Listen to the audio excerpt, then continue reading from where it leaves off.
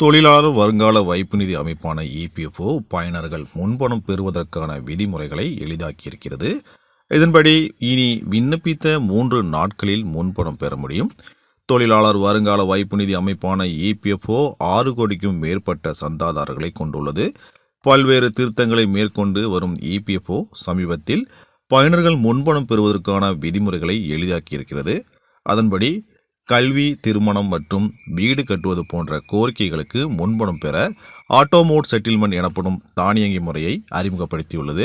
இந்த தானியங்கி முறையில் முன்பண விண்ணப்பங்கள் எந்தவித மனித தலையீடுகள் இல்லாமல் பரிசீலிக்கப்படும். இணையதள வழியாக உரிய ஆவணங்கள் கொண்டு விண்ணப்பித்தால் தானியங்கி முறையில் பரிசீலனை செய்யப்படும். ரூபாய் 1 லட்சம் வரை முன்பணம் பெற விண்ணப்பித்தால் 3 நாட்களில் பணம் வங்கிகளில் வரவு வைக்கும் வகையில் விதிகள் எளிதாக்கப்பட்டுள்ளது. இது தொடர்பாக அறிக்கை வெளியிட்டுள்ள இபிஎஃப்ஓ, அனிருத் பிரசாத் என்பவர் உடல்நலக்குறைவு காரணமாக முன்பணம் கோரி விண்ணப்பித்தார். தானியங்கி முறையில் அவரது கோரிக்கை 3 நாட்களுக்குள் தீர்க்கப்பட்டது என்று தெரிவித்துள்ளது. மேலும் நடப்பு ஆண்டில் சுமார் 2.25 கோடி உறுப்பினர்கள் இந்த வசதியின் பலனை பெறுவார்கள் என எதிர்பார்க்கப்படுகிறது என்றும் இபிஎஃப்ஓ தெரிவித்துள்ளது.